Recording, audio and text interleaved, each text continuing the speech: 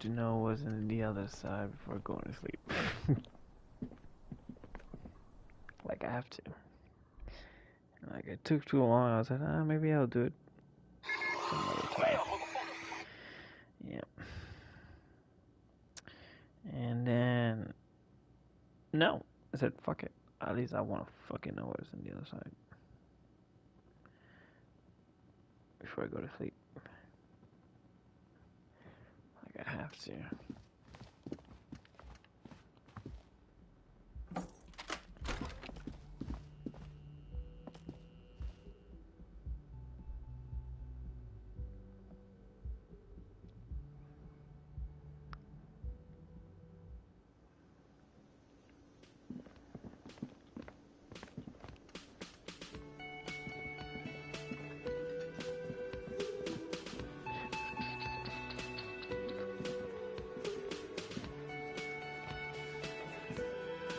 I've got nothing to say to you. Why are you wasting your time?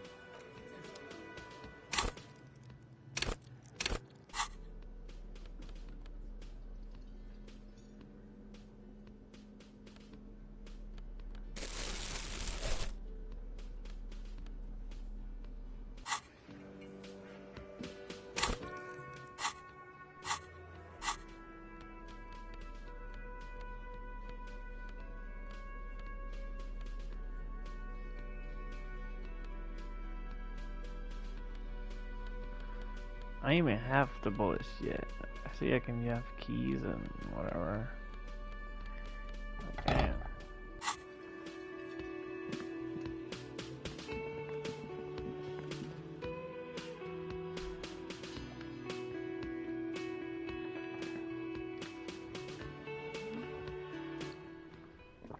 Maybe I'll finally have my fucking gun.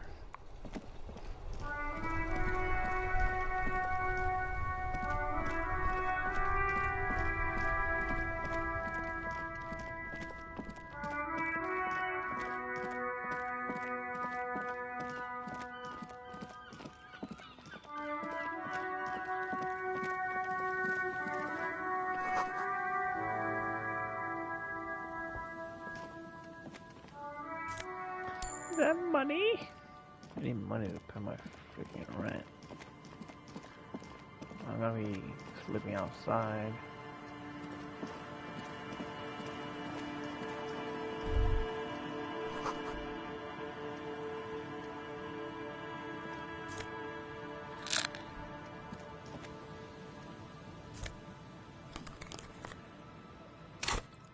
Alright.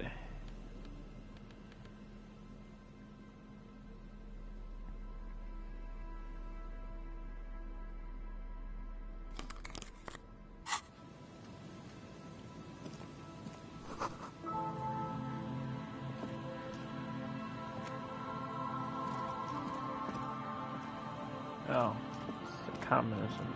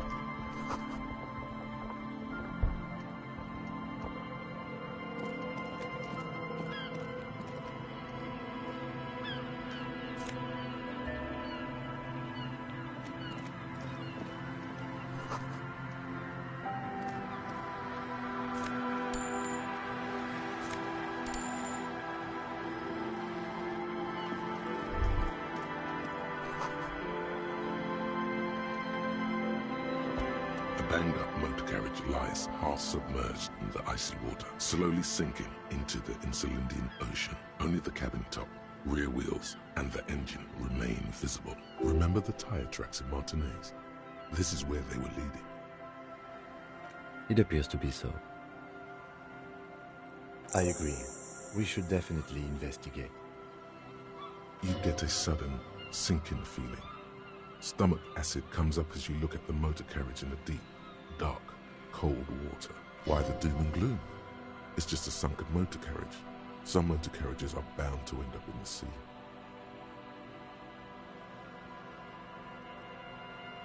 What does it make of this MC? Can I see a logo? The logo is too deep in murky water. You can't make it out, but you do see a monkfish float by. The motor carriage is properly stuck in the ice.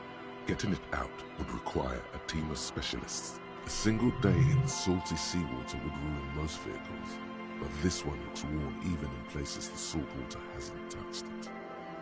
How long has it been The here? ice hasn't closed around the vehicle yet. My guess is it's been here since last Saturday or Sunday. The estimate is correct. The incident probably occurred on Sunday evening. Where should we Let's go? wait for the low tide and see what's inside. Great idea. Then we can get the things inside. The joyrider must have left something good inside. Guns, papers, maybe a cool jacket. A joyrider jacket. I don't know. An hour or two, tops?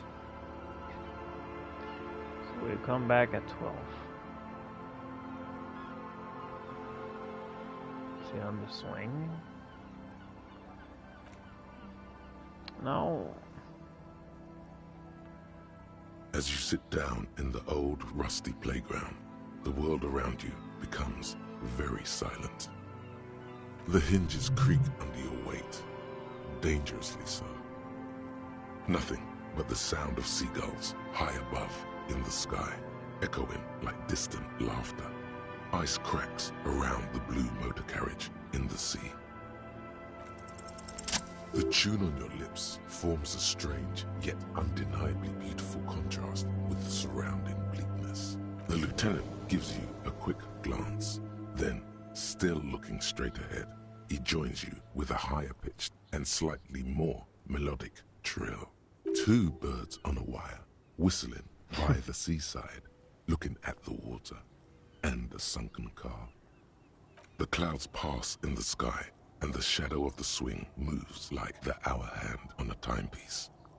30 minutes have passed. Looks like this might take a while. Time to present a good topic for discussion. Are you fucking serious? I'm gonna ask that. So was your dad also, you know, Asian? Blind?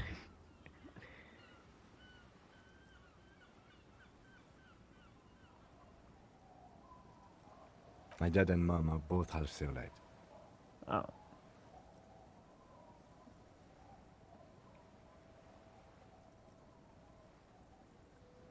Clouds on the horizon grow darker, and the shadow of the swing set keeps climbing. You hear the distant rumble of the city. 30 minutes pass.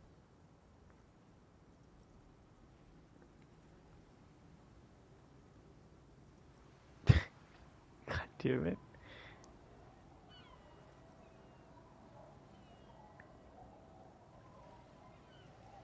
Luckily, I am already a member of an independent organization, and therefore do not have to choose between a rock and a hard place.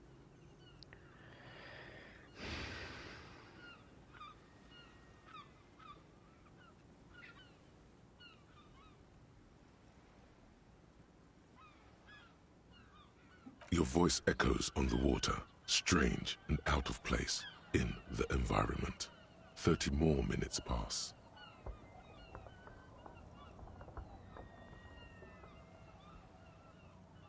Detective, I've been able to make out the mark ever since we arrived.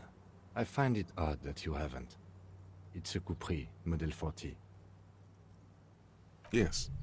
Why haven't you? It is a simple and rugged machine, favored by working men, government offices, firefighters, animal control people.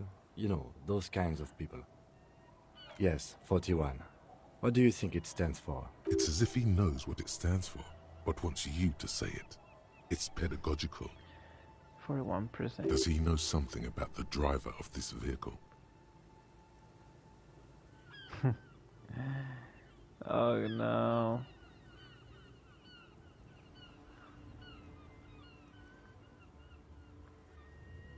A precinct, yes. A police precinct. Precinct 41. A massive pit opens up in your stomach, and the most terrible feeling comes over you. It's my car. No. Just no. Say no to this, Harry. Yes, your car is in the sea. Face it, so we can start dealing with this.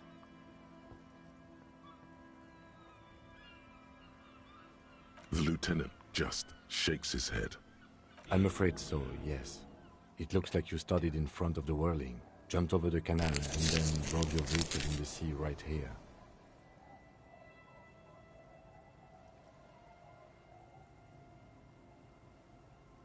Detective, we don't. A rescue operation really isn't viable at this point. It's sunken too deep. There is no access ramp to the coast. Of whom? I don't think so.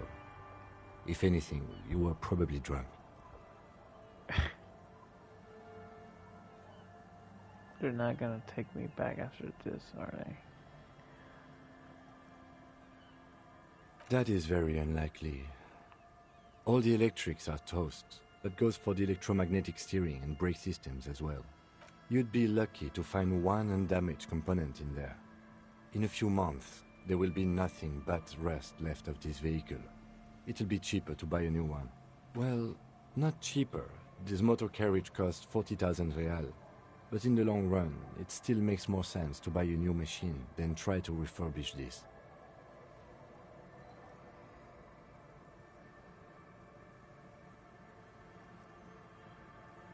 Let's face it, this is a substantial loss to your district's budget.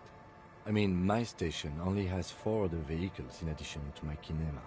This was 20% of the station's vehicular budget. Jesus. I'm afraid it will have to be there like that for many years. Look at it. Parts of it might be salvageable, but overall, this machine is a write-off.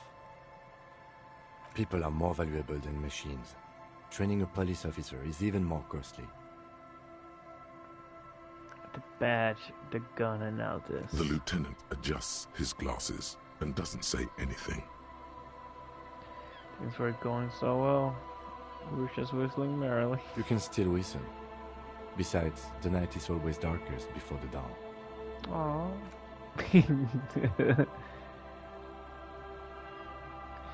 Good Yes. boy. Let's go take a look. Such a fucking idiot. Made this money. This is it. The scene of the party. The fire pit. Cigarettes and empty bottles all evidence it. Looks like they were here a while, judging from all the bottles. The sunken motor carriage provided them a focal point, like a goose ice sculpture or a chocolate fountain. Looks like it.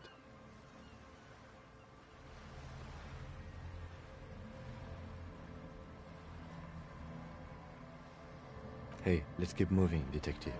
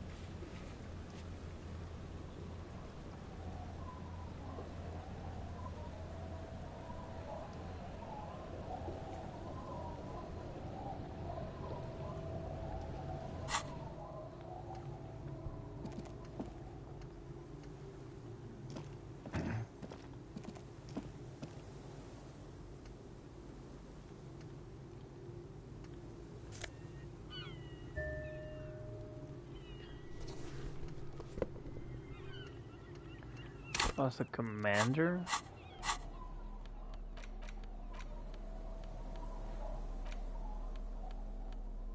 A police badge on which you see the photo of a man. You. Some seaweed is stuck to the back. At least something good came out of all this.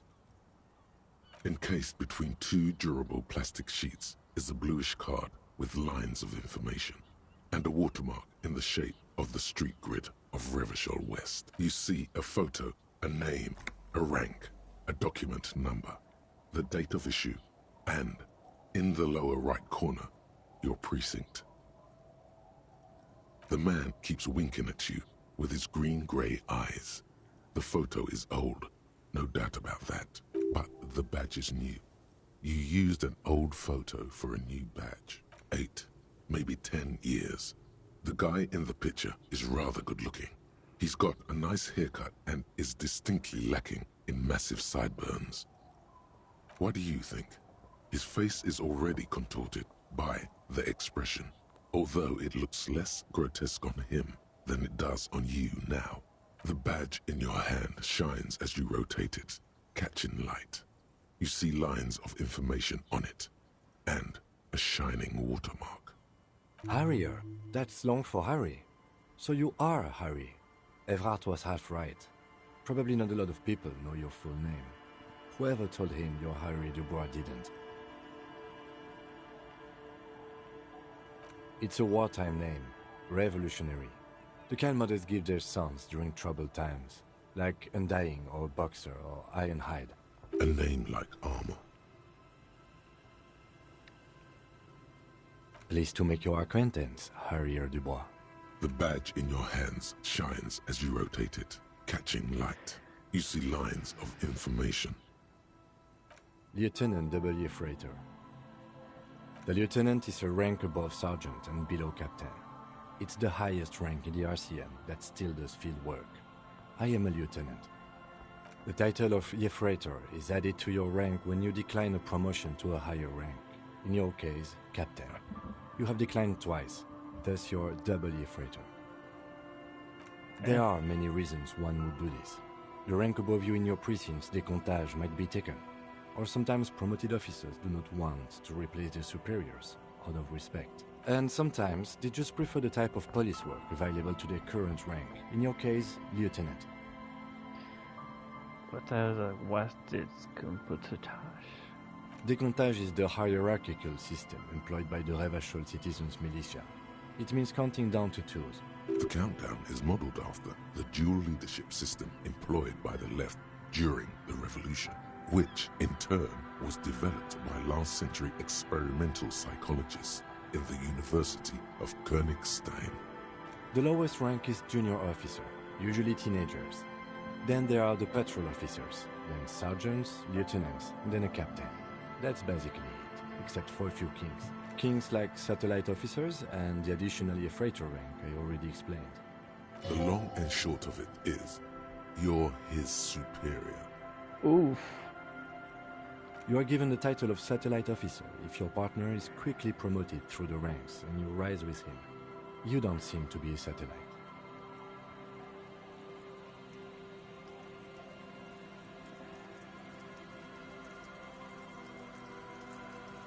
No, I've been putting up with you because despite an unconventional approach, you are doing good police work.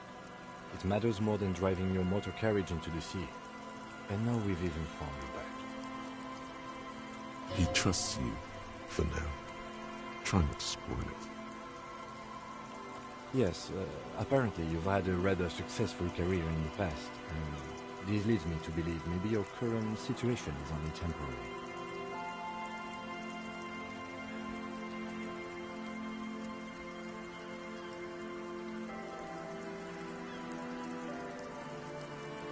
Good. Such a small yet precious thing. Expensive paper caught between thick plastic, like a fly in amber. It reads. That's just the serial number. Revachol, Jamrock, Precinct 41, with some numbers thrown in there for good measure. The numbers are not there for good measure. They have an administrative purpose. One that's unfortunately been erased from your memory. 4 months ago. I'm guessing that's when you were promoted to the rank of Lieutenant W. Freighter. A new badge usually comes with a new rank. You seem to have been doing well then. You're pretty sure you weren't doing well, but better? Probably yes. Yes, it's the designation of your precinct. 41, like mine says 57. The 57th is mostly industrial harbor, a lot of asphalt. The 41st is... it's a tough station to work in. You have all of Jamrock to cover. That district should have 3 precincts, but money is what it is. But then again, it's a legendary district, and a hell of a station too. It must be an honor and a curse to work with people like Price, McCoy, Berdiaeva. Roberts, Feuerbach, Dimitri. Suddenly, names from your decomptage flash in your forebrain. He knew all those people, although they're not from his station. They must be big. The badge in your hand shines as you rotate it, catching light.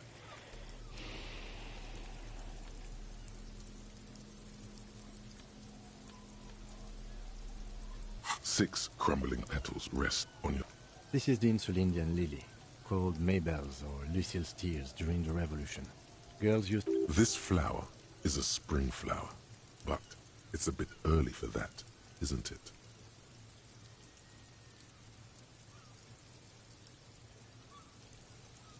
Maybe. Maybe not. We'll see. The revolutionaries, so the communards and the anarchists. White's their color, but the custom started in the suzerain's army, so it held meaning for the kingsmen too. It's about girls and boys more than sides. Girls sending off boys who are going to their deaths, then also dying themselves in the ruins from dysentery and consumption. It's a symbol of the Civil War. Yes, but not this early, not to my knowledge. It looks dried, preserved. The petals feel dry and fragile in your hand. Wait, have you noticed there's a war veteran playing a ball game on the plaza? You should ask him about the flowers. Thanks. You feel compelled to point out. You carefully fold the wrapper.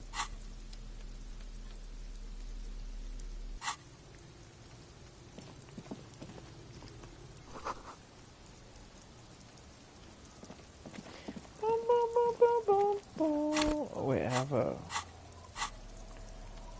outfit.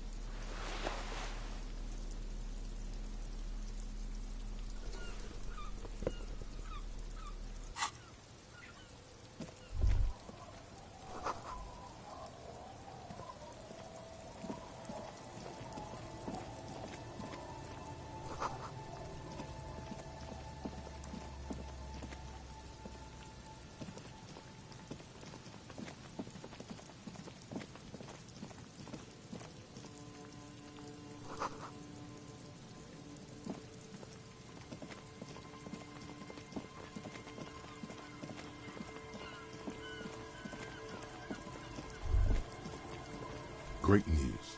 The boat is big enough for a grown man like you to fit underneath it in a supine position. Wait, what would it be doing under there? Somewhere near to sleep. I don't know. Sleeping? What do people do under boats? This is merely a measurement from your visual cortex. Do with it what you want. Huh?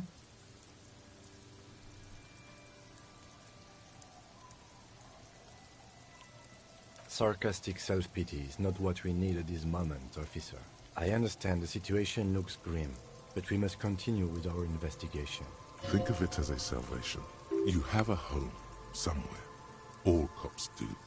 When this is done, you can return.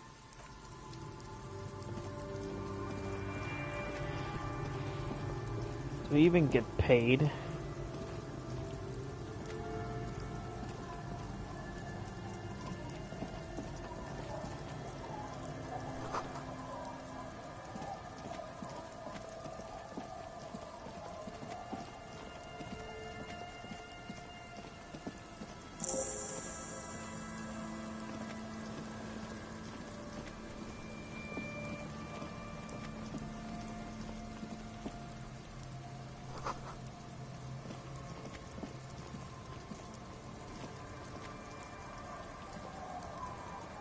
You're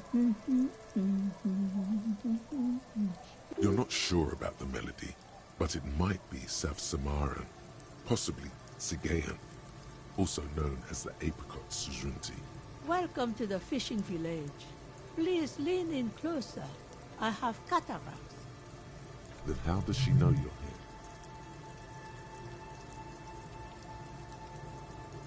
I still have a golden ear. Come, come. Oh, welcome, police officer. We don't cause any trouble around here. And we don't want any trouble either. We are not here to cause any trouble, madame.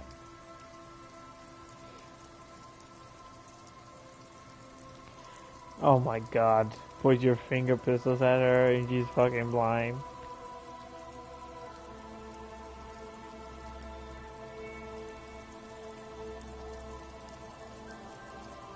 Oh, of course. Last time we saw you around here was 12 years ago. You also came to take care of trouble then. Wish you did.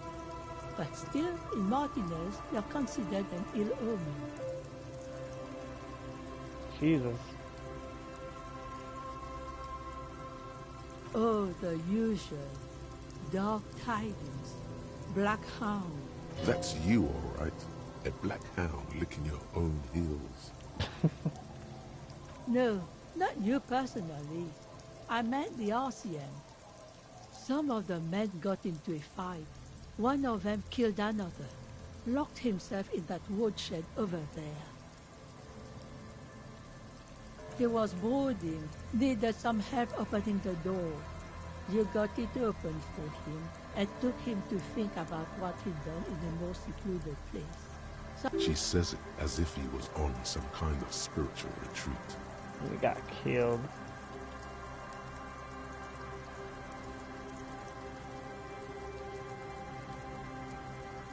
Maybe they are afraid, because you're an ill omen. But you're still welcome here, as long as men with guns aren't chasing you. And maybe even then, because that's the kind of fishing village we've built. I'm sorry there's not a lot of room to park the motor carriage, and not a lot of houses, or a lot of people. My kids are long gone, searching for treasure. So are others. Ah, look at me ramble on. What brings you to us? Stay?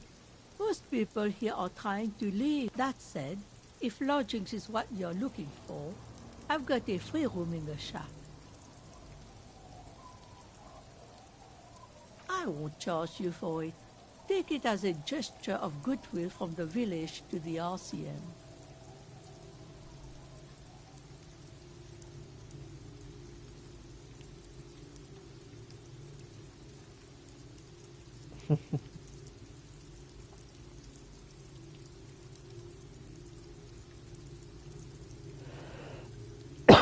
Don't make an old woman regret opening her house to the police. Well, if you are not in the hostel in the morning, I know where to find you. Here, in a shack.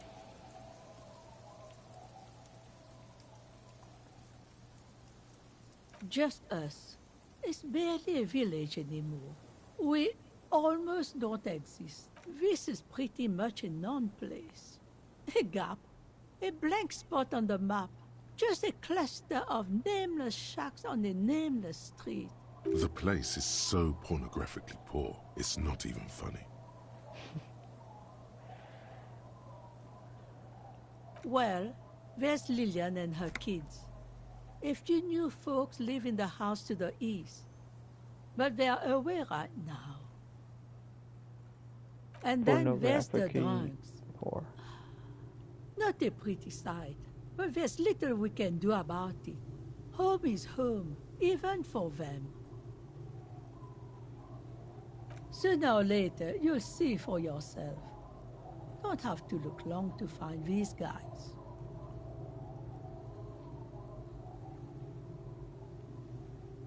Over there, you can find more of the same.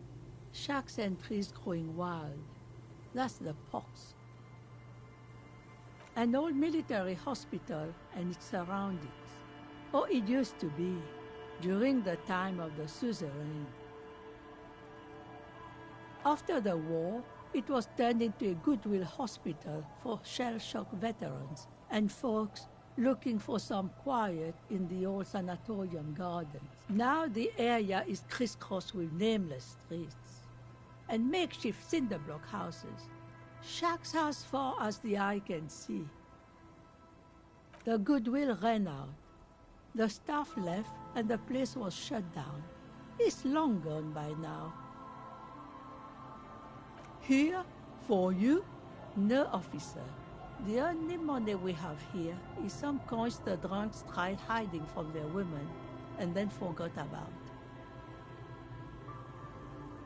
Under carts, boats, in little boxes, it's not hard to find. The lack of wealth is the one thing we've got in abundance. It's cold. Riddles. Aye. Sometimes it's as though I'm also gotten lost inside this nameless nothing. Oh, it seems to be a common theme these days.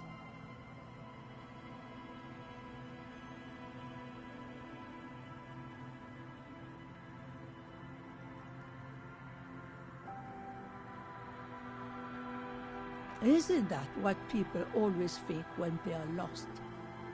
She nods, rinsing another piece of cloth.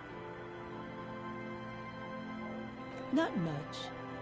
There's the abandoned church, the DeLorean Church of Humanity. It's been there since before my time, even. Some things just don't fly, officer. Look around. Who'd go to church here? They built it 300 years ago. Must have been nicer then. So, they don't hold services there anymore? The Ecclesiastes? No, we've tried, but things just keep happening. She nods, rinsing another piece of cloth. Me? No one. Now it's your turn, Mr. What a handle you got there. So many titles. One of them double. Eh? What's this about? Come now, I can't read all the scribble. Tell me what it says.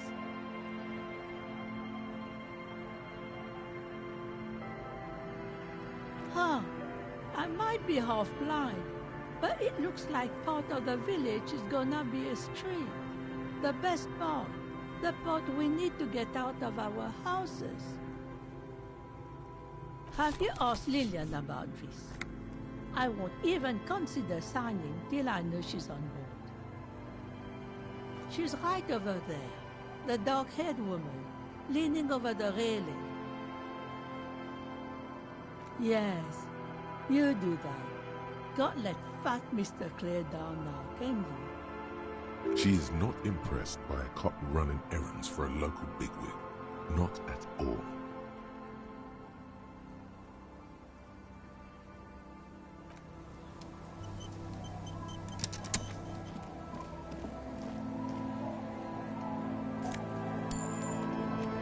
Money.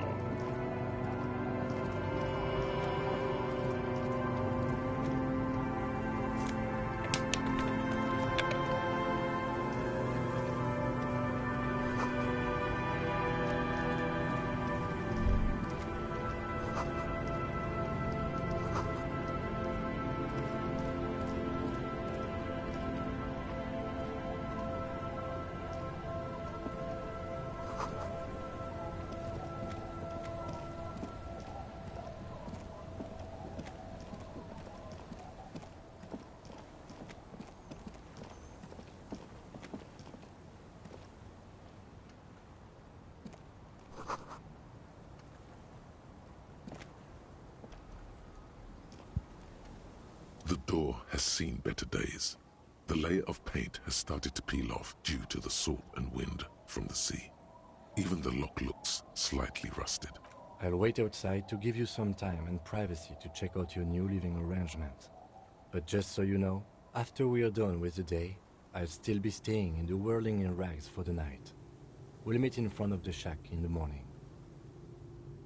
The key turns with a satisfying click.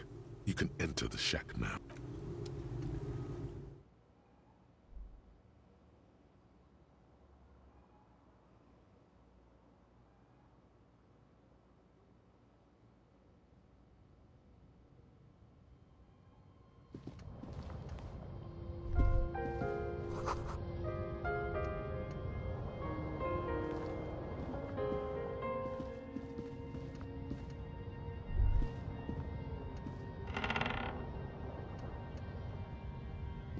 On the table, you see a bowl of water, a rough soap, and next to it, a small hand mirror. A straight razor soaks inside the wash basin.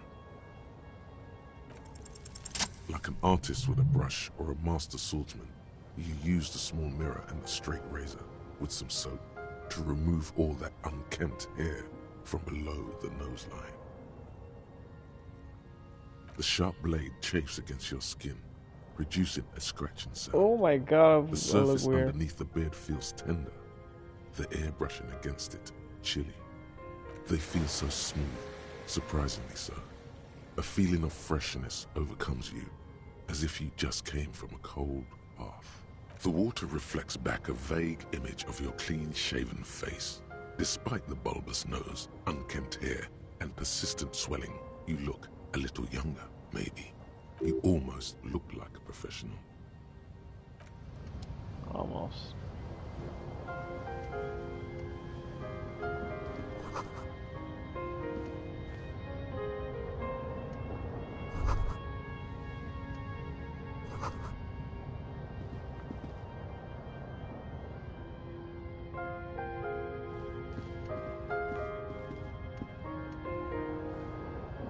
On the table, you see an old mirror hangs on the wall. You see your reflection in it. The expression fixed to your clean-shaven face. You're still not accustomed to it.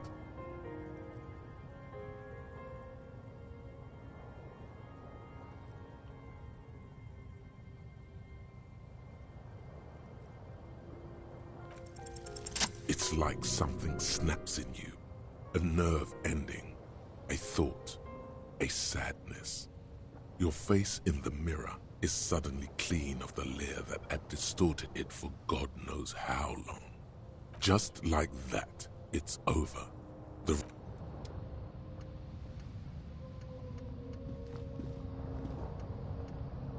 Oh my god, I look sad now.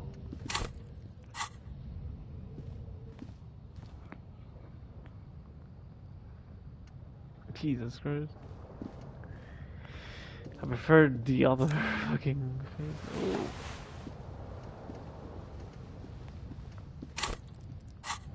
Then there's like part 2, basically.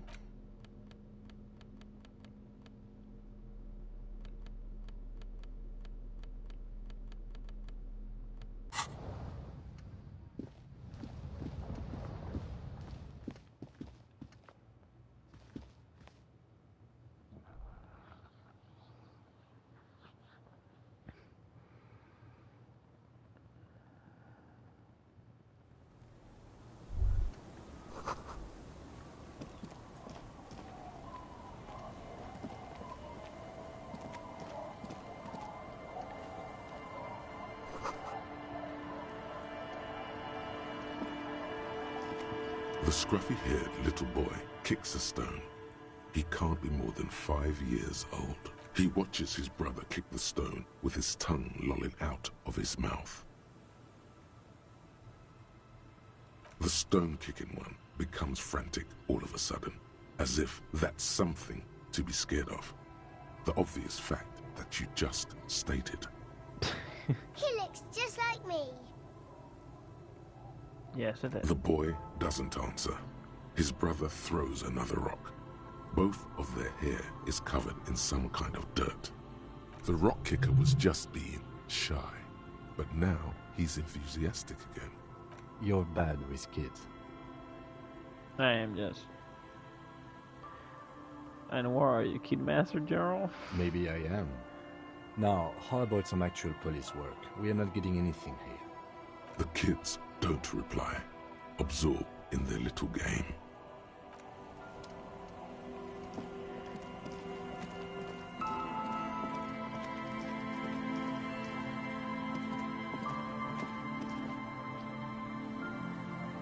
It's like bubbles. Hey, Tequila! Good to see you. How's business? How's the whole reality situation treating you? So what's happening? Yeah, Tequila Sunset. How are the, high-concept, reality-based adventures proceeding? He says it like it's obviously your name.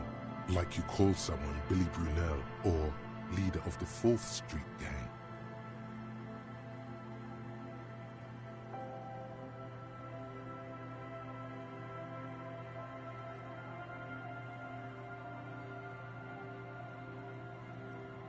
That's the spirit. I used to shape reality into my image, long time ago. Those days are over now. Sadly, things aren't going that well in Idiot Doom Spiral Land. Haven't found those keys yet, haven't won that great piece of ass back. No word from my business buddies. Idiot Doom Spiral, huh? This is bound to be a good, high-concept conversation. At last.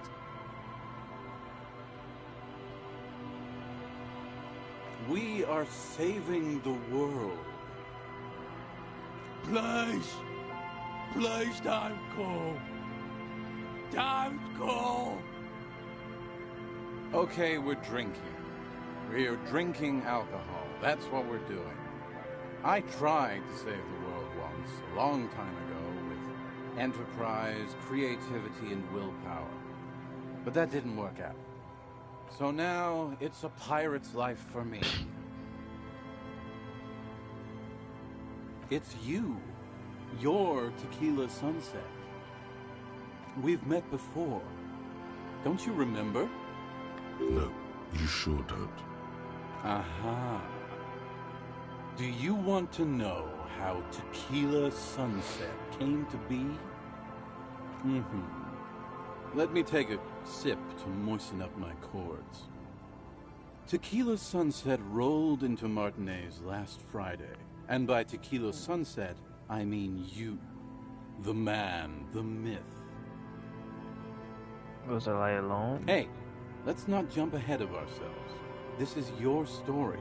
Stop interrupting.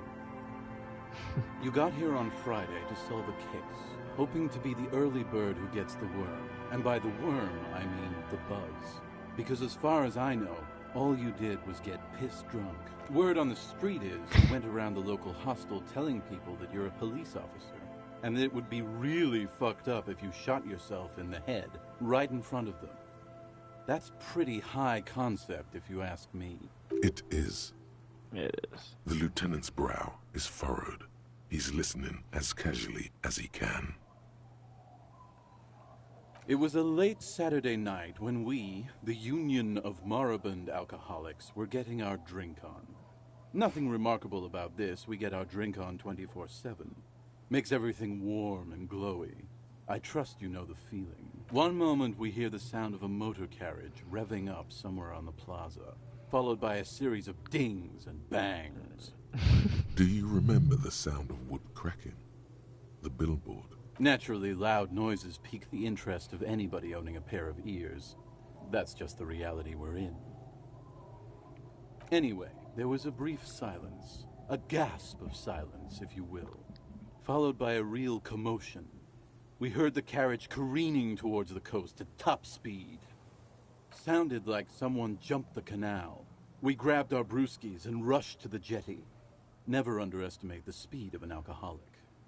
What we saw was a sight to behold. A beat-up police carriage containing you. Right there on the beach. You revved the engine and screamed at the top of your lungs, "The time hath come!" So, naturally, being the curious cat I am, I asked what time hath come. To which you replied, "The time hath come for Tequila Sunset." The end of all things.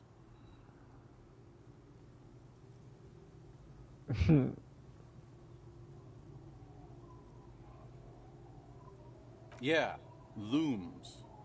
Why not? Then you jammed the pedal and plowed right off the jetty and through the ice. Your hands cramp on the steering levers. We ran towards the ice whilst you crawled your way out, miraculously unhurt, covered in seaweed and shit. Like some kind of sea monster. When we finally got there, you were sitting on the beach crying. You said that your badge and uniform were in the car. It was too late to get in there, though. The carriage had sunk too deep. Recognizing a brother in need, we offered our condolences and invited you to party with us, which you naturally agreed to. We asked about the whole Tequila Sunset thing, and you told us it was your name now and insisted that we all call you that from then on. No, that's just what your mother called you. Your real name is Tequila Sunset. Just embrace it, brother. Ours. It was an all-night drink-a-thon. Then, at some point, I think it was Sunday morning, you got belligerent and wanted to talk about Revacholian women. How they're beautiful and also whores and so on. My How moron one of went them out. fucked you real bad.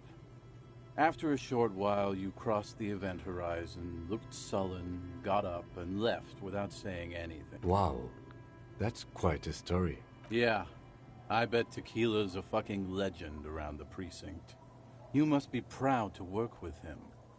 If you only knew. Yeah, I want to know who's the person that fuck him. You were pretty vague about it, but you kept saying you got fucked real hard, and that we've all been fucked too. No one's fucked me. I do the fucking around here. Abigail. It seemed pretty painful, to be honest with you. If I had to guess, I'd say you're still working through some shit.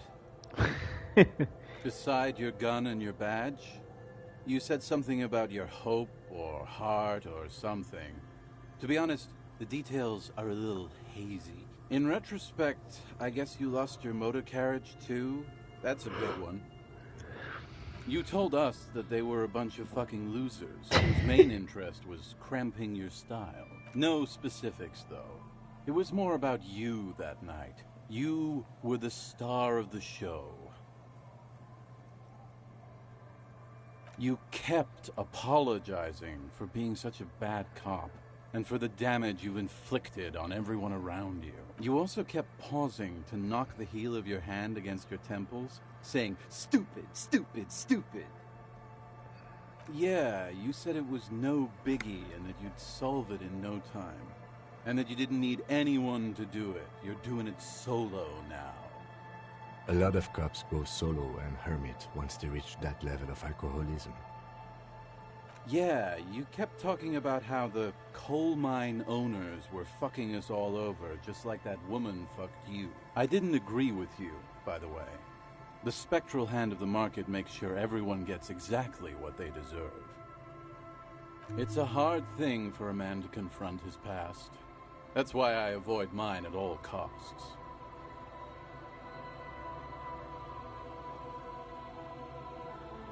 Whoop-de-doo.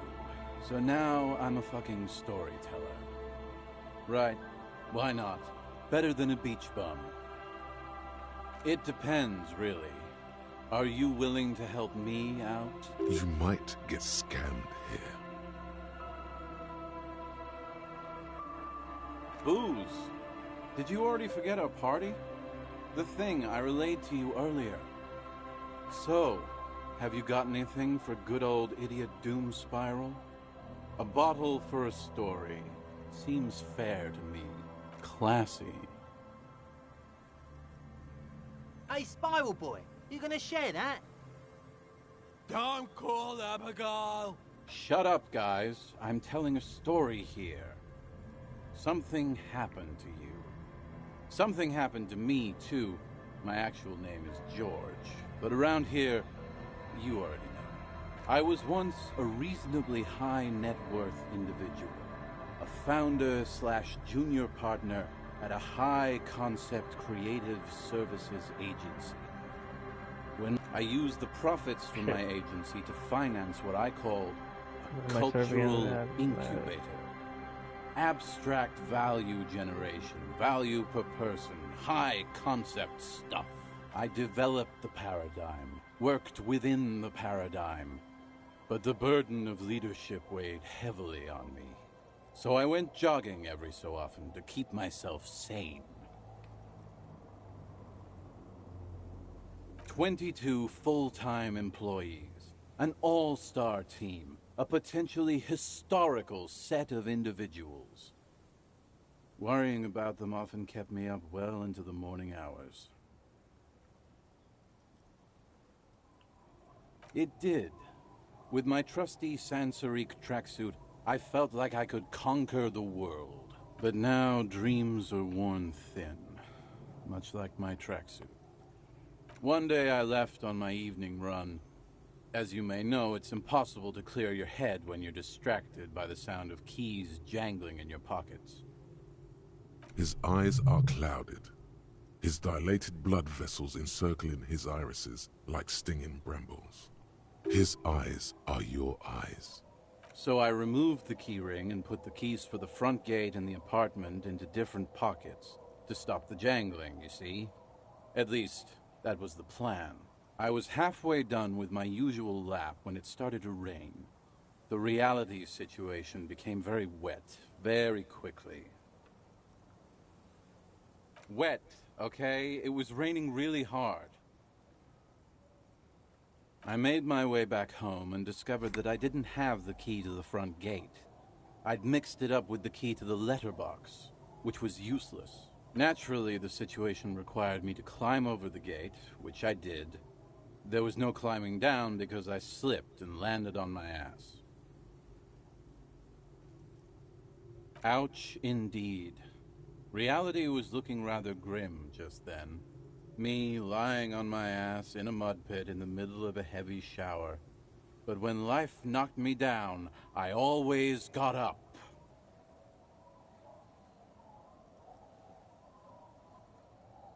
So I made my way across the yard. Standing in front of my apartment door, fumbling with my pockets, I realized that I'd also forgotten my apartment key. I wish I were, Tequila. I wish I were. Instead of my apartment key, I'd taken the key to the office. I rang my neighbor's buzzers. It was late, and most of them didn't even answer. Those who did assumed I was trying to sell them something and hung up before I could even explain the situation. People are naturally wary of ad men, you see. One moment someone chats you up, 5 minutes later you've bought a box of edible lingerie and a strap-on. I don't begrudge them, especially since I was known to be one of the best. Just then, I experienced a moment of clarity. I still had the key to my office. I could wait out the storm there.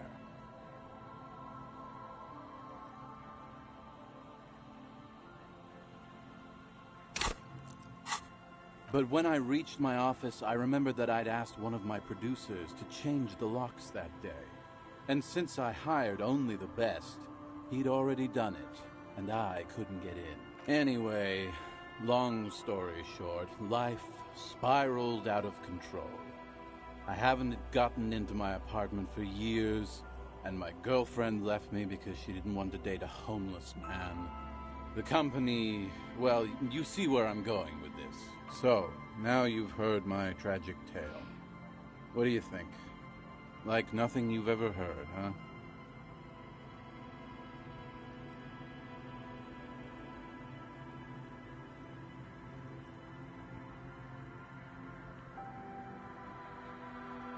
Tequila, I've thought about this series of events for a long time.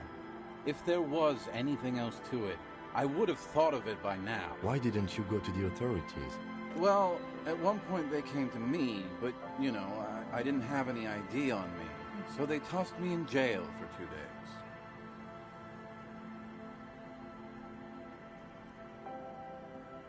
I can't say it increased my faith in the RCM. No offense, gentlemen. Yeah, maybe I've exaggerated certain parts over the years. When you tell a story too often, it begins to take on a life of its own. But what matters is... Truly, he has the soul of an artist.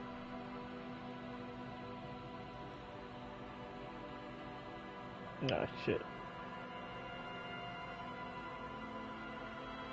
Good fucking question, Tequila. If I knew the answer, you think I'd be hanging out on a beach in this formerly premium but now extremely dirty two-piece Lycra tracksuit? I used to own my reality situation. My business buddies and I had our own creative services agency. I had a nice apartment, an even nicer piece of ass. But somehow it all got away from me. Now I can't hang on to anything. Just last week I stole this nice new jacket, but then I lost it too. The only things I haven't lost are these two drunks. A lost jacket? Sounds like a mystery you could look into. What? You've never seen 100% Lycra before? Go on, feel that primo material. Pretty nice, huh? This might be one of the last of its kind. Should probably be in a museum, honestly. Good God. It's nearly impossible to describe how dirty this texture is. It's like rubbing two jellyfish skins together. You feel about 15% less human for having touched it. Randomized trials have also found Lycra, TM, to be associated with a number of exotic, highly malignant cancers. So you also have that to look forward to. And then there's the smell. But you don't even want to think about that. Wow, you're lucky. He never lets me feel it.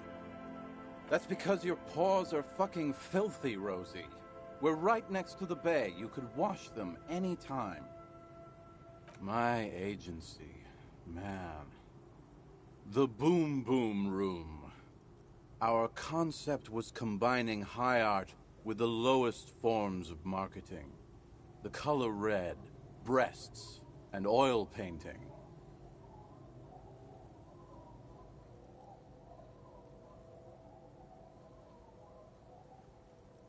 I convinced my partners to reinvest some of our profits in an even more high-concept cultural incubator called Thin Air. The artists were happy, the clients were happy. I was financing a group of poets in East Revachol who were developing a new universal poetic language.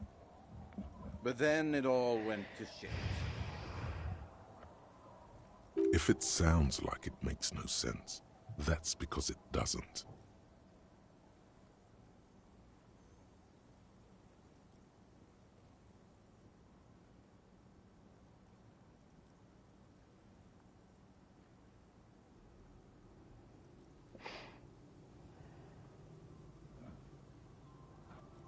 Well, you know, sex sells.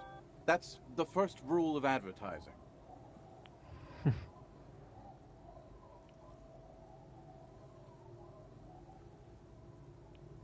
Maybe you're right. Who knows? Maybe we were behind the curve? We were fucking rich, though. That much I know.